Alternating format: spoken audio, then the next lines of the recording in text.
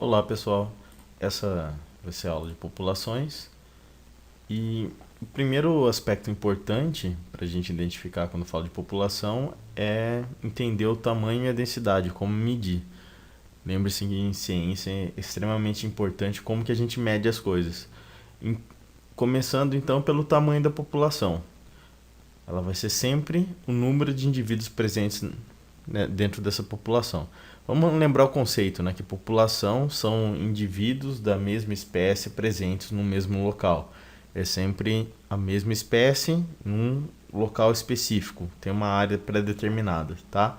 Essa área é determinada arbitrariamente. A gente vai lá e decide qual que é a área que a gente está estudando. Então, o número de indivíduos presentes na população é o tamanho da população, tamanho populacional. A densidade da população é a razão entre o tamanho da população e o espaço ocupado.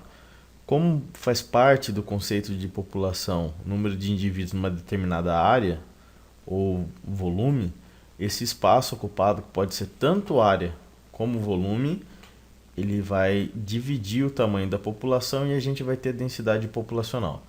Por que isso é importante? A gente pode ter dois locais com o mesmo número de indivíduos, com o mesmo tamanho populacional, mas com áreas bastante diferentes. Então, toda a dinâmica populacional de interações, como por exemplo competição por recurso, vai ser bem diferente num lugar que os indivíduos ficam bem próximos uns juntos aos outros e outro lugar que os indivíduos estão bem espaçados.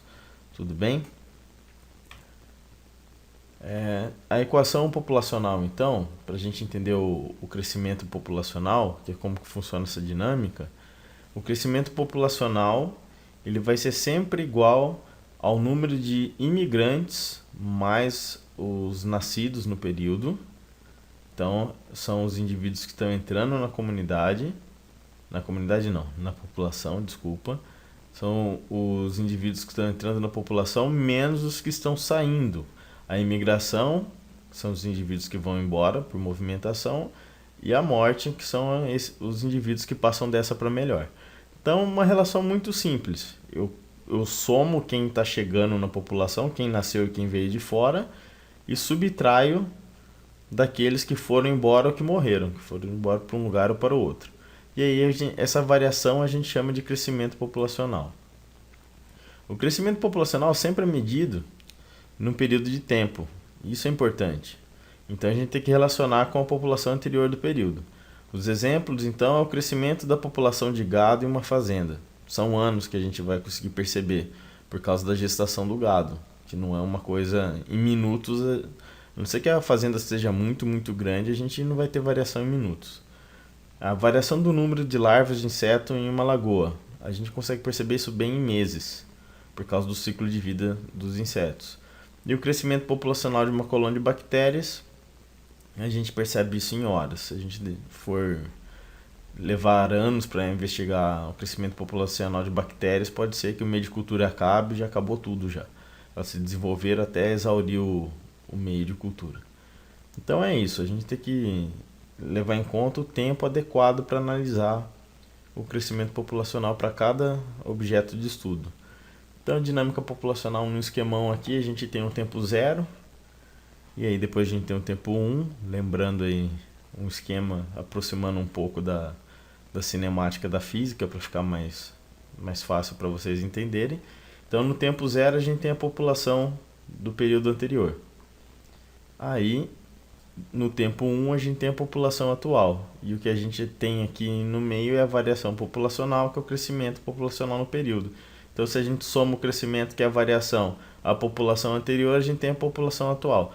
Pergunta: e se diminuiu a população? A gente tem um crescimento populacional negativo, tá? Sem problema nenhum. A gente coloca o crescimento populacional negativo e a população atual vai ser menor. Então, num exercício aqui, uma população de 58 cabeças de gado em uma fazenda cresceu para 80 indivíduos em 2 anos. Sabendo que no período 21 vacas foram compradas, 29 bezerros nasceram, 2 bois fugiram e 3 touros foram vendidos, qual foi o número de mortes no período? A gente sempre vai ter uma relação daquela equação com o tema, né? Se a gente já sabe o crescimento populacional, Então, a gente tem o T0 58, a gente tem o T1 que é 80, de 58 para 80, 22. Né? 22 cabeças de gado entraram na fazenda. Então ela cresceu 22 cabeças em 2 anos. Então resta saber os outros componentes daquela equação. E aqui no caso o problema pergunta o número de mortes. Então o crescimento populacional é igual à população final menos a população inicial, aquela variação do slide anterior. Então 80 menos 58, 22 indivíduos. E aí o crescimento populacional ele também é igual a natalidade mais imigração, que é aquela fórmula, a primeira que eu mostrei de 2 slides atrás. A natalidade mais os organismos que chegam, menos a mortalidade mais os organismos que vão embora. Isso, traduzindo para esse exemplo, é igual a bezerros nascendo, natalidade, mais vacas compradas, que é a imigração. Menos a mortalidade, que é o que a gente quer saber, mais os bois que fugiram e os touros vendidos. Tanto os bois que fugiram e os touros que foram vendidos, eles foram embora, são imigrantes. Então a gente vai somar 29, que é o número de bezerros que nasceram, com 21, que são o número de vacas compradas, menos a mortalidade, que é a variável que a gente está procurando, mais 2 mais 3, que são os 2 bois que fugiram e os 3 touros vendidos. Então 2 mais 3 representa a imigração. Isso daqui vai ser igual a 50, somou aqui, menos a mortalidade, mais 5. Lembrando a aula de matemática, o sinal negativo vai inverter o sinal aqui de tudo. A gente vai ter 50 menos mortalidade menos 5. Bom, na prática, a gente pode montar a equação então que os 22 indivíduos, o crescimento populacional é igual a 22, e o crescimento populacional é igual a 45 menos mortalidade, que é a solução disso daqui.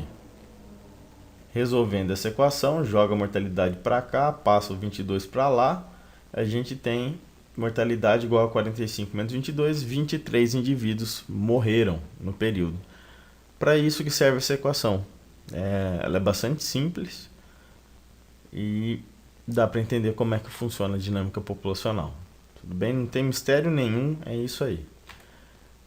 O controle populacional, então, a gente tem populações não controladas, que eu expliquei na aula exaustivamente isso. Elas vão crescer sem resistência ambiental nenhuma, porque não possuem nenhum fator limitante. Vão crescer na potência reprodutiva máxima da espécie. Lembra que eu expliquei a progressão geométrica? Basicamente, rapidinho. Então, as bactérias em meio de cultura apropriado é um exemplo. Um casal de ratos com muita comida e uma gaiola bem grande. Eles vão se reproduzir, não tem nenhuma limitação. E depois a gente tem as populações controladas, que vão sofrer pressões ambientais, né? Então, pode ser fatores limitantes, pode ser condições que não são adequadas, como temperatura e umidade, ou então recursos que não estão de acordo. Falta alimento, falta abrigo, falta parceiro sexual. A gente vai sempre ter um fator limitante aí. E o crescimento reduz ou cessa devido à pressão ambiental. O que acontece? Esse crescimento populacional, a pressão ambiental é tão grande e atrapalha tanto o desenvolvimento dos organismos que eles param de se reproduzir numa taxa superior ao tanto de indivíduos que morrem. Então, esse crescimento vai se estabilizar, ele vai diminuir até se tornar estável. Até aquela equação de crescimento populacional zerar. O número de mortes é igual ao número de nascimentos, basicamente. E os exemplos disso é a introdução de um antibiótico no meio de cultura de bactérias, que vai criar uma condição desfavorável para o desenvolvimento das bactérias, ou a escassez de alimentos na gaiola dos ratos, que é a falta de recurso. Tudo bem? Vamos mostrar aqui em gráfico, que já expliquei em aula, exaustivamente também. A gente tem essa curva, que é um formato exponencial ou logarítmico, que eu expliquei para vocês, formato de J, que o livro didático chama formato de J, e tem a curva em formato de S, a sigmoide. Na não controlada, é uma progressão geométrica, então é um crescimento exponencial, basicamente. Começa meio devagar, vai acelerando, depois cresce quase totalmente na vertical. Na controlada, a partir do momento que tem a introdução de um fator limitante, seja essa condição desfavorável como antibiótico ou a a falta de alimentos, né, uma falta de recurso. Isso vai impedir o desenvolvimento da população e aí ela para de crescer em plena potência e começa a crescer menos. Isso promove uma inclinação da reta, ela vai tombando, tombando, tombando até que ela para de crescer. É só isso, é simples assim. Então, aqui é a nota que eu coloquei para o material didático, né, para vocês lerem sozinhos. Quando surge fator limitante, pode ser a condição ou o recurso escasso, a população deixa de crescer na potência total. Então, as fases do crescimento de uma população são 4. O crescimento lento, que é um período inicial de adaptação ao meio, novos indivíduos chegam num local, num ecossistema onde não há uma população prévia, e aí eles começam a se desenvolver.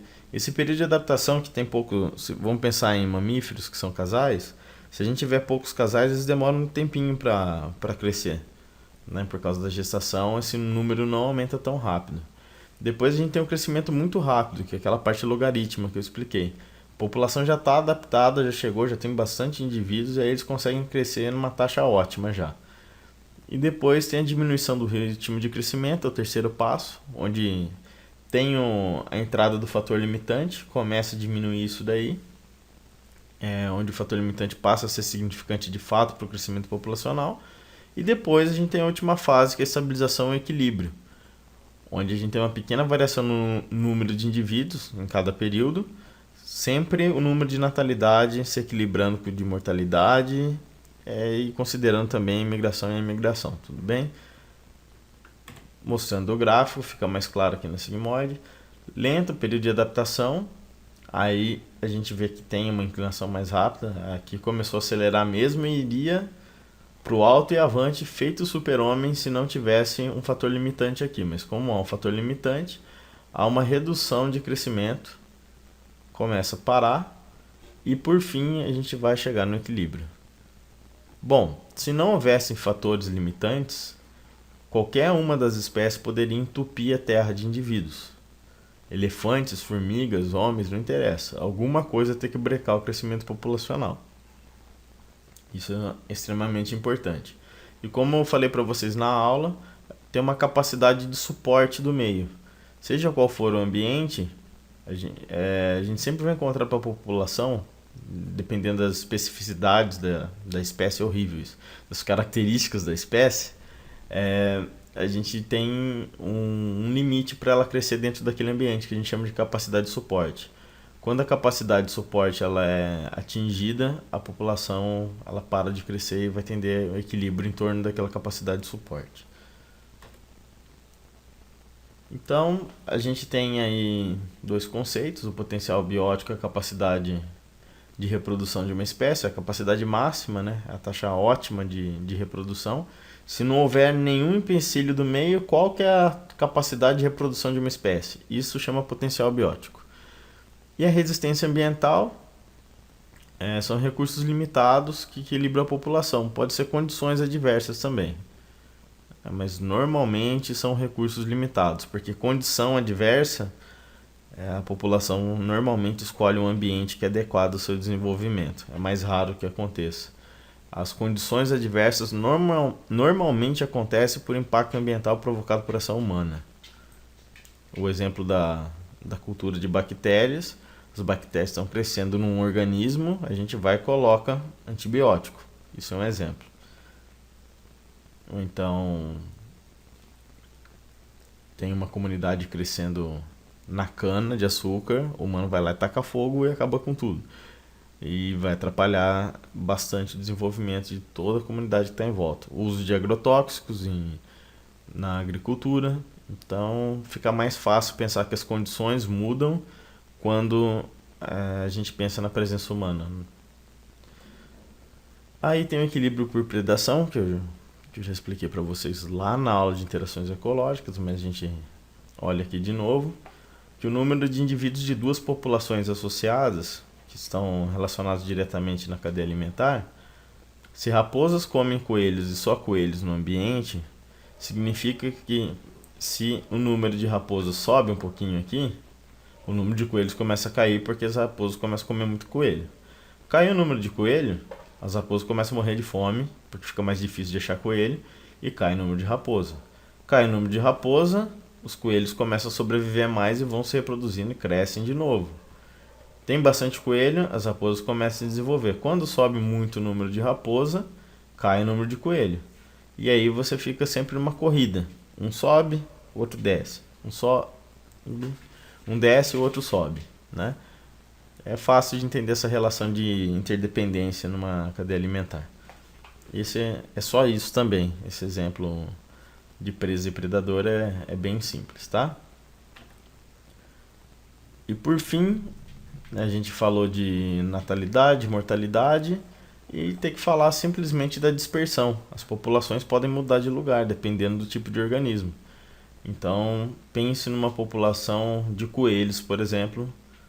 Essa população de coelho selvagem, pode ser que coelhos selvagens de outras populações resolvam passear e evitar as condições de competição dentro daquela população e acaba encontrando outro grupo.